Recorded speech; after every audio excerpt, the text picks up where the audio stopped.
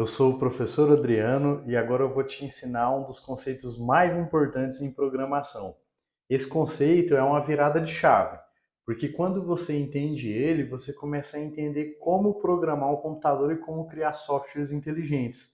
Porque o computador, como nós vimos nos exercícios anteriores, ele normalmente tem o objetivo de pegar uma entrada, realizar um processamento e dar uma saída.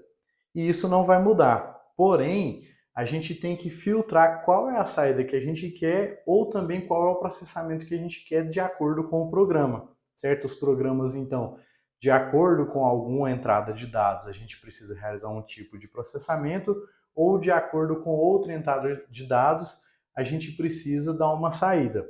Por exemplo, um clássico é se o usuário ou o cliente que vai utilizar o seu software, ele tem um CPF ou tem um CNPJ. Se são tipos de pessoas que a gente vai tratar o processamento de forma diferente. Então, esse é um exemplo de software que vocês vão construir muito no decorrer da vida de vocês como programadores. E a gente vai começar com alguns exemplos simples de estrutura de decisão para vocês entenderem o conceito, tá bom? Não se esqueça de dar like nesse vídeo, compartilhar esse vídeo com seus amigos, né, se inscrever no meu canal se você não é inscrito. E vamos resolver ele então. O exercício pede o seguinte: faça um programa que peça dois números e imprima o maior deles, certo? Ou seja, a gente vai pedir dois números para o usuário e a gente só vai imprimir o maior. Então vamos lá, para pedir os números para o usuário, a gente vai utilizar o comando input e vai guardar esse valor em uma variável. A gente vai criar uma variável que se chama número 1. Logo em seguida, a gente vai falar que esse valor que o usuário vai informar vai vir de um input. Esse input é aquela caixinha de texto que a gente já está acostumado a criar nos exercícios anteriores. E aqui dentro a gente vai colocar uma mensagem: informe um número. Bom, os valores que vêm dessa caixinha de texto, a gente precisa converter ele para um valor numérico se a gente quer trabalhar com o cálculo de um número. Esse número pode ser um número real ou pode ser um número inteiro. Vamos assumir que a gente vai ler só valores do tipo inteiro. Se a gente vai ler valores só do tipo inteiro, a gente vai colocar aqui uma palavra reservada do Python que se chama int. E essa palavra int, aqui com um parênteses, abre um fecha parênteses aqui, ele vai converter o valor que o usuário digitar para um valor inteiro. Vamos fazer a mesma coisa com outra variável, para a gente ler duas variáveis. Então, eu vou selecionar, Ctrl C, botão direito, dá um Enter, Ctrl V, e aqui eu vou mudar o nome da variável.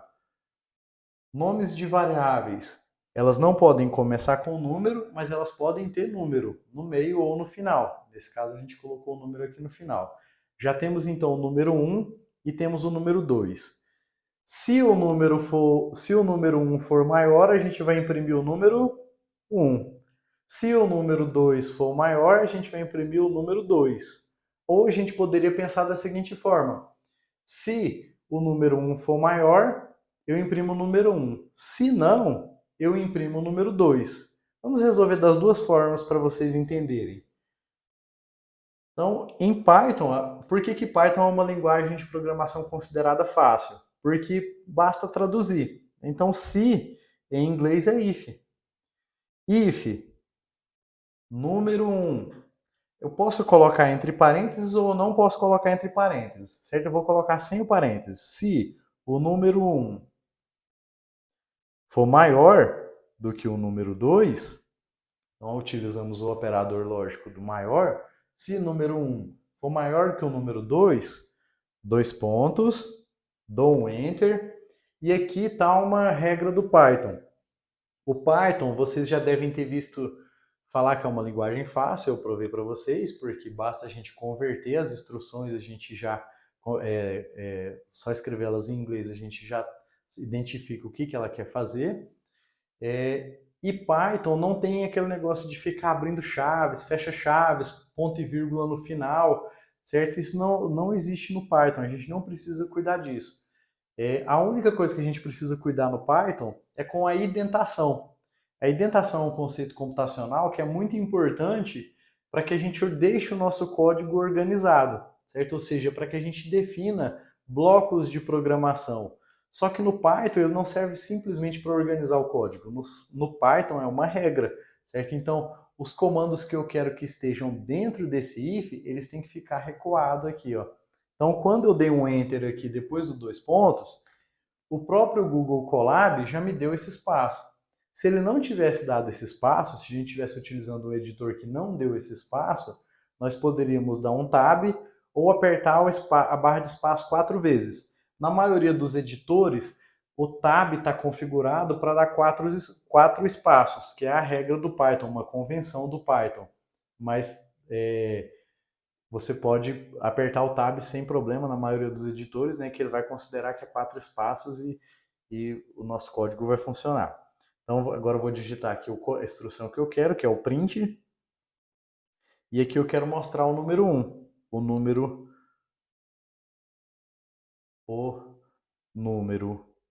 1 é maior, certo? Bom, se o número 1 for maior do que o número 2, ele vai imprimir o número 1 é maior. Vamos testar. Clicando aqui no símbolo do play. Informe o número. O número 1 eu vou informar o valor 6. Vou dar Enter. E o número 2 eu vou informar o valor 4. O número 1 é maior. Deu certo. Bom, vamos testar novamente. Agora eu quero falar que o número 1 vale 5. E o número 2 vale 6. O que será que vai acontecer? Ele não fez nada, certo? Ele terminou a nossa execução e não fez nada. Por quê? Porque a gente não tinha nenhuma instrução. E esse print, ele só é executado se essa condição aqui for verdadeira. Ou seja, 5 não é maior do que 6. Então essa instrução é falsa. Então eu não executo nada que tiver aqui dentro. Entenderam? Então, o que a gente precisa fazer para mostrar o número 2? Para mostrar o número 2, a gente tem que criar um outro if ou criar um senão. Certo? Vamos criar um outro if, porque a gente já entendeu que se essa condição não for verdadeira, ele não executa nada aqui dentro, ele pula. Então eu posso construir uma condição no mesmo formato que essa para entender a lógica de programação. Então eu coloco aqui if, lembrando que agora eu não quero que esse if esteja dentro dessa indentação, ou seja, tudo que tiver aqui, ó, nesse recuo, nesse espaço, ele está dentro desse if. Eu quero que ele fique fora, seja alinhado aqui com todas as outras instruções. Eu coloco aqui if número 2 maior que número 1, 2 pontos, ou seja, então, eu quero mostrar uma mensagem, que é a mensagem através do comando print, que é a mensagem o número 2 é maior. Coloco uma exclamação e vamos testar mais uma vez. Testando mais uma vez, eu vou informar o número 5, depois eu vou informar o número 6. Certo? Informando o número 6, a gente já sabe então que o número 2 é maior. A gente espera que ele execute essa instrução. Dando Enter, o que o programa fez? Ele passou aqui na linha 4 e comparou. O número 1 é maior que o número 2? Não, não é maior. Certo? O número 2 é maior do que o número 1? Sim. Então ele executou essa instrução. Print, o número 2 é maior. Print, o número 2 é maior. Certo? Entenderam? Então uma das formas de se fazer é colocando ifs. Certo? Eu posso colocar um if, só que eu posso testar as condições, nesse caso aqui, por exemplo, se o número 1 é maior que o número 2 ou se o número 2 é maior que o número 1. Mas entendam o seguinte, se o número 1 ele é maior que o número, ele não é maior que o número 2, o inverso é verdade, concordam? Certo? Ou seja, todas as vezes, nós só temos dois números. Todas as vezes que o número 1 não é maior do que o número 2, o número 2 possivelmente é maior. Existe uma condição, né, que nesse caso aqui, que ele poderia ser igual. Então poderia tratar também a igualdade. Mas vamos pensar que é sempre o inverso, a gente não vai digitar números iguais. Então se isso acontecer, se isso aqui não acontecer, só tem uma possibilidade, que é acontecer o inverso. Se é o inverso, a gente vai fazer da seguinte forma agora. Eu posso comentar esse código, certo? Para comentar esse código, eu vou selecionar ele aqui e vou apertar Ctrl barra. Apertando Ctrl barra, o que ele fez? Ele colocou um hashtag, uma cerquilha aqui na frente de toda essa instrução e ele ficou verde, percebam? Ele ficou de uma cor diferente. Se ele ficou de uma cor diferente, isso aqui significa que é um comentário no nosso código, essa parte de código aqui não será executada, certo? Ou seja, se eu tentar rodar o código agora, ele só vai ler os números e não vai executar nada. Se eu digitar o número 5, depois digitar o número 6, ele não vai executar, porque esse trecho de código está comentado. Eu fiz isso para quê? Para que a gente escreva de outra forma. Vamos escrever de outra forma. A outra forma vai ser o seguinte: if número 1 maior que número 2, dois pontos, print,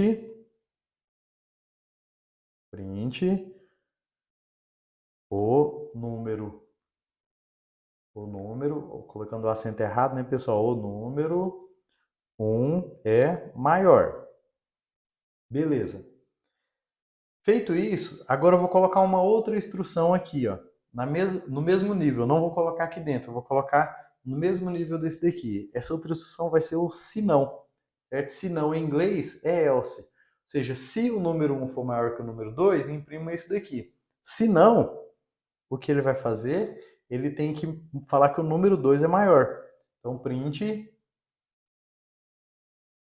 o número 2 é maior. Vamos clicar aqui para testar.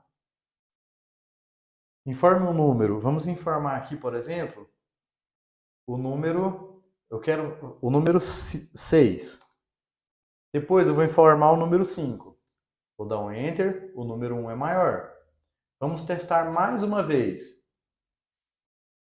Vou informar agora o número 5. E agora eu vou informar o número 8. O número 2 é maior. Percebam o que aconteceu, que legal? Foi o mesmo código, a mesma forma, né? Ou seja, a mesma lógica que eu utilizei no exemplo acima, eu utilizei no exemplo abaixo. Bom, o else, ele é o se não. Se essa condição for verdadeira, ele executa essa instrução. Se não, ou seja, essa condição aqui não tem como ser verdadeira. Se ela não é verdadeira, ela é falsa. As instruções elas podem ser testadas aqui como verdadeira ou falsa. É a única opção que a gente tem. Se isso aqui não for verdadeira, a gente tem um falso. O falso pega todos os outros casos que não sejam esse aqui do número 1 maior que o número 2. Né? Qual um outro caso que poderia acontecer aqui, como a gente conversou? O caso da igualdade. Né? Então, se eu digitar também agora um número igual, vamos testar. Só encontrar meu mouse, está aqui. Clicar aqui no play.